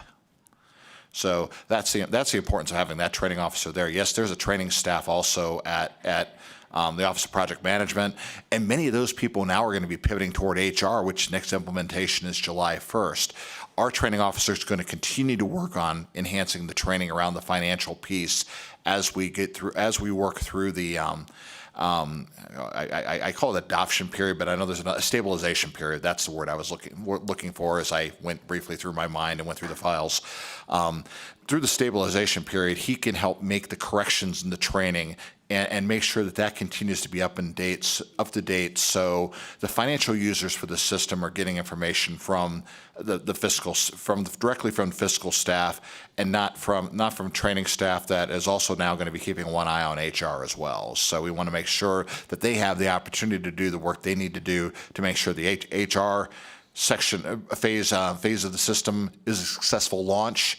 But we also continue to enhance our training to make sure that the financial users for the state get the best possible training. Thank you. And then probably a similar answer to this. Since I know the number of federal awards requiring reporting on the schedule of expenditures of federal awards should probably decrease pretty significantly after the ARPA funds are no longer available. Is there a reason why the management analyst and the accountant technician positions are going to continue to be retained? Senator Nguyen, thank you for that question. Well, first of all, at least for the following 6 months beyond when the ARPA funding expires, we're still going to have a lot of reporting on that ARPA funding that is still going to be due. So there'll still be significant reporting by those individuals. But looking forward to looking into the future state of the office, I would imagine we will continue to ask for those positions back in our fiscal 28-29 request. Although it's possible we might reimagine one or two of them. We might look at something where we have a more significant need, maybe in the accounting series or something like that, that we might need to look at adjusting those positions, but I don't foresee a need going away. I think we're still going to be, when we report back to you in 2 years, my hopeful thought is, yes, we'll be back on course with our financial reporting, but to maintain it there, to take away 3 positions that are all within our financial services divisions of our agency might be detrimental and put us right back on a track to start slipping again. And so we're going to do that analysis for us FY 28-29 budget build. If it makes more sense to reclassify those positions as something else, we will do that. We're also going to be looking a little bit more substantially at our IT division too, because much of our IT division has been maintaining the legacy accounting system. And while we still have a need to maintain that for a couple more years to pull information out for financial reporting in historical years, and also to maintain interfaces between some of the more complex reporting mechanisms that were built into the legacy system in the past and the new Core NB system, we imagine that we're going to be able to look at maybe changing classification for some of our IT individuals as well. Again, we're looking at another year before we're really going to address that. I think that as far as the IT individuals go, I don't think there's going to be anybody that's going to be losing a position or anything like that. It may be something where they might move to OCIO. It may be something where the person retires, because I have about that silver tsunami hasn't entirely hit my IT section yet, but it's coming in. I can see it from the shoreline that it's coming down the pipe, and I have about 4 retirements that are pending back there. Granted, thank you to all of them for staying on through the Core NV implementation, because that was certainly our area of criticality. Now, over the next year, we're going to be catching up with a lot of our other IT initiatives that we've kind of gotten behind on because of Core NV. Not something that are critically visible to this body or that, but they are certainly important little things to get done for our office. And thank you, Chair, for your indulgence. I'm glad to hear, while it wasn't initially prioritized, that it sounds like there's potentially some amendments, as this is such an impactful thing for the health of our state. Thank you. Thank you so much. Next, we'll go to Assemblymember Dickman. Thank you, Madam Chair, and thank you so much for your detailed responses, because I was going to ask if you could explain what some of the detrimental effects would be if we don't get this report on time, but then Senator Wynn graciously explained it. So I'm just going to take this opportunity to thank you for bringing such transparency and accountability to our state government through your office. So thanks, and thanks, Chair. Thank you. Next, we'll go to Senator Titus. Thank you, Madam Chair. And again, I also would like to thank you for your report, but I need a clarification question. So we have this delay in this reporting, the annual comprehensive financial report, and you mentioned that it's part of that bottleneck of the overview. Just to be clear, you have the personnel that are capable of doing it, so you don't, these people are there, they're competent to do it. What you need is a change in their status so that they can do these reviews, and you are going to submit a budget amendment to get that done. Andy Matthews, Nevada State Controller, for the record. Thank you, Senator, and that's exactly right. We know that we do have individuals within our office with the skill set to do review work. Under Nevada's rules, they're simply, we'd be working them out of their class, beyond their pay grade if we had them do that work. And so that's the request. As I noted earlier, it's not in the current governor's recommended budget, but we've been coordinating with the governor's office, and they've been very supportive. And we anticipate that a budget amendment to provide those increases will be coming in the very near future, and we're very, very grateful for that. But again, for clarification, you would not need two other folks then to fill their positions. Is that correct? They're going to stay, so you're not adding folks, you just need change of classification. Andy Matthews, State Controller, for the record. That's correct. All right, thank you very much. Thank you, Madam Chair. Thank you. Let me move to Senator Stone. Thank you, Madam Chair, Controller Matthews and SMAC. Thank you for the presentation and the transparency. Seems like it's been kind of a perfect storm for you. When you took office, it's my understanding that the annual reports that should have been done weren't even basically started. So you were behind the 8 ball when you first got elected. So I applaud you for digging in. And assuming that you get these position upgrades in the budget, which I hope that you do, and understanding that at the time that you started this process, the software would only allow you to do 1 fiscal year before you could start on another fiscal year. It's my understanding that you've been able to fix that, which is good. Assuming all this comes together, when do you think that you'll be actually back on track again to provide for the appropriate reporting 6 to 8 months after the fiscal year closes?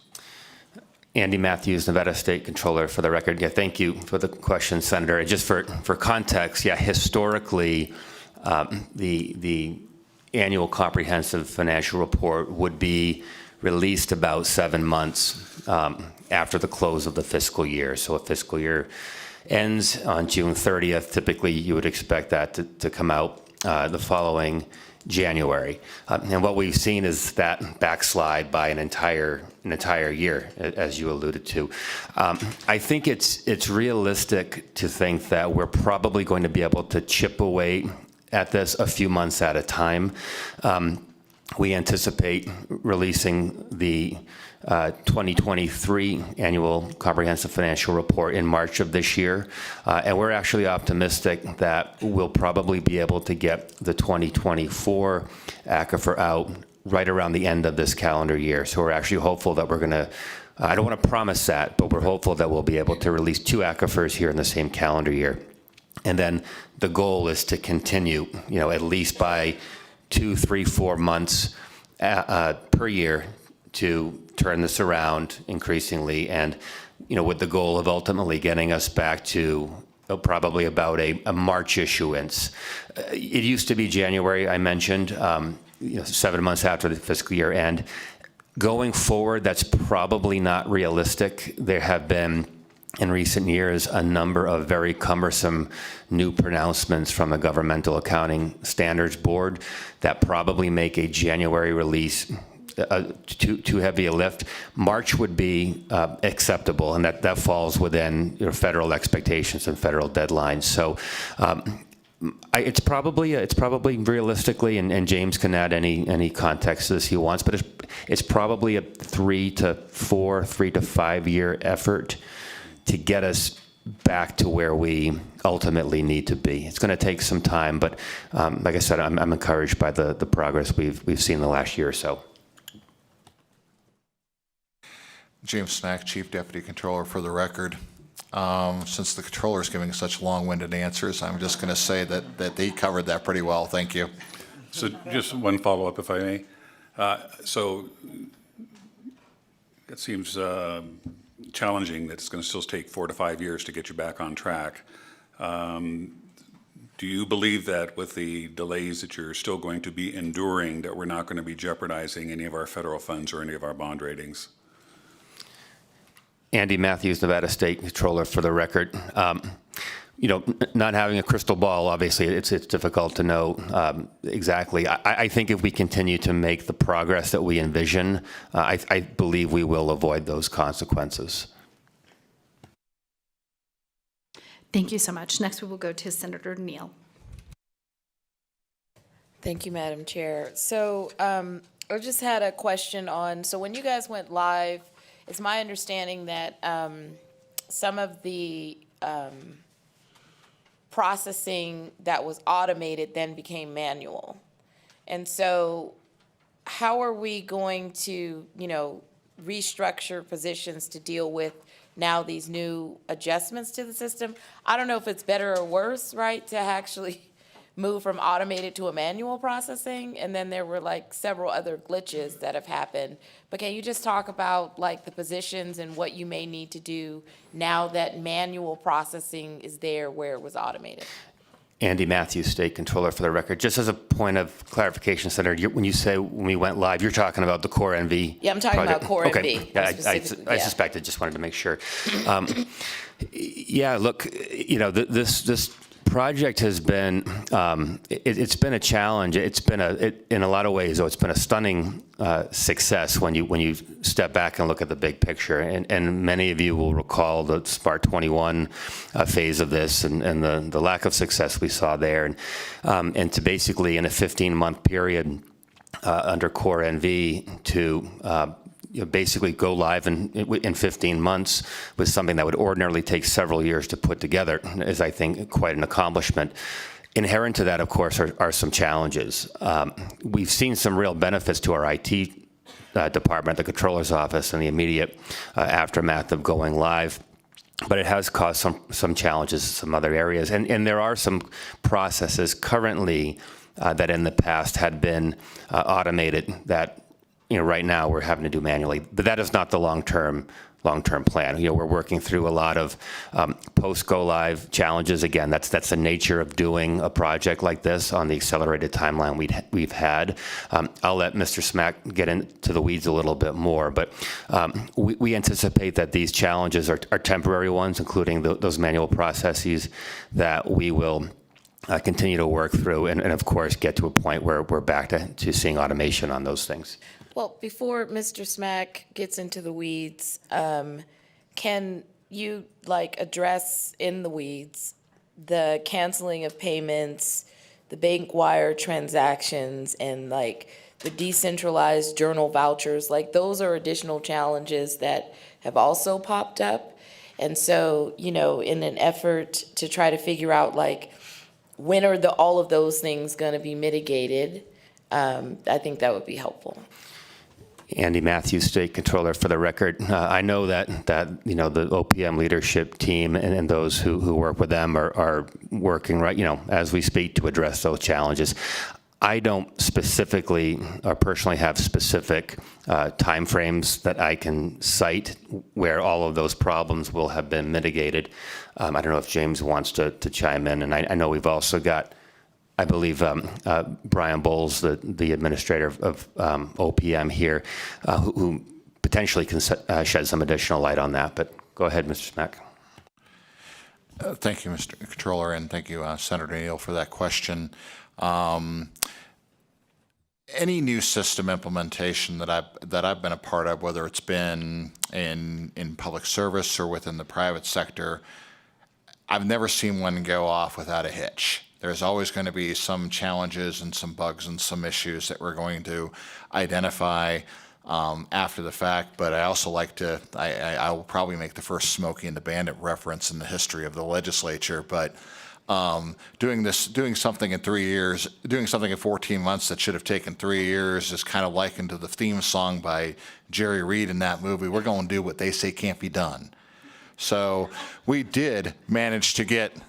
And I'm sorry, that was just probably the worst Smokey and the Bandit reference in the history of mankind, but to begin with. But with that, we knew there were going to be challenges. With that, we knew there were going to be challenges in training. We knew there were going to be challenges in working interfaces, and we knew there were going to be challenges in just learning all of our day-to-day operations. And I've seen these same challenges in any implementation I've been a part of. There's usually a 3 to 6 month stabilization period from the time you go live with the system until you get to a point where you say, you know what, we've addressed 95% of these challenges.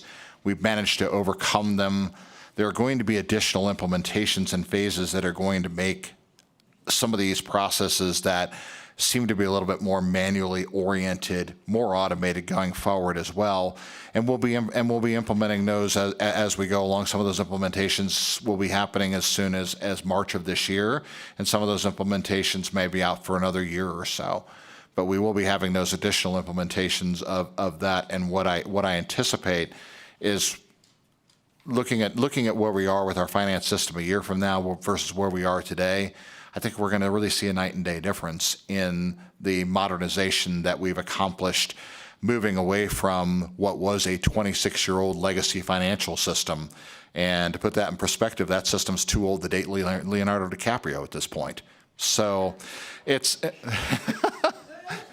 another bad joke. That's it. I'm done. I'm done. Please don't forget your cocktail waitresses, and thank you very much. And Mr. Bowles is up here too. He can add anything he'd like to at this point in time. I'm gonna stop now because it is way too early in the morning for me to be doing comedy.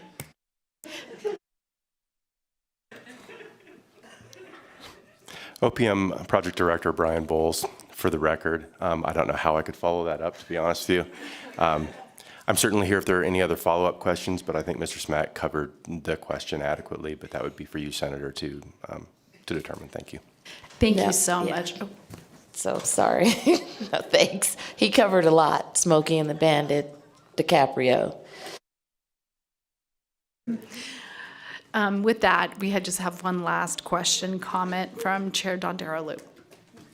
Thank you very much, and I know both of those references. Thank you, Mr. Smack.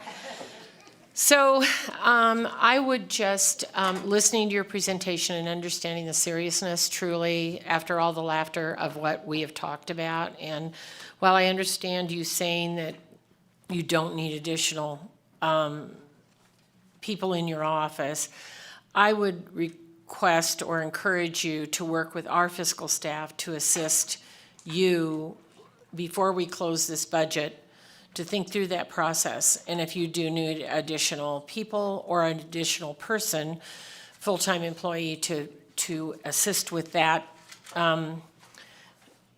wheels falling off the bus scenario, I would encourage you to do that, and the fiscal staff will be able to assist you with that. So please do that before we close this budget. Andy Matthews, Nevada State Controller, for the record. Thank you for that. And just to clarify, certainly did not mean to leave you with the impression that we would not welcome, additional staff and additional resources. I was simply meaning to indicate that the budget amendment that we foresee coming does not include those additional staff members. But that said, certainly would embrace that conversation. Absolutely. Yes. Thank you. It's amazing in our state that we do get done what they say we can't. So thank you. Thank you so much, Controller Matthews and your team this morning. Sorry we kept you probably as long as our Treasurer's Office as well. So with that, we'll go ahead and close the hearing on these budget accounts, and we will move forward with our last item on our agenda, which is public comment. We'll go ahead and start in Las Vegas. Is there anyone in Las Vegas wishing to give public comment this morning? Thank you, AVH. It looks like no one's there. With that, we'll go ahead and take anyone here in Carson City wishing to give a public comment this morning. It doesn't look like anyone's rushing up. So AVH, we will turn to the phone lines. Is there anyone on the phone lines wishing to give testimony this morning? Thank you, Chair. The public line is open and working, but we do not have any callers to provide public comment at this time. Thank you so much. With that, we can go ahead and adjourn our meeting.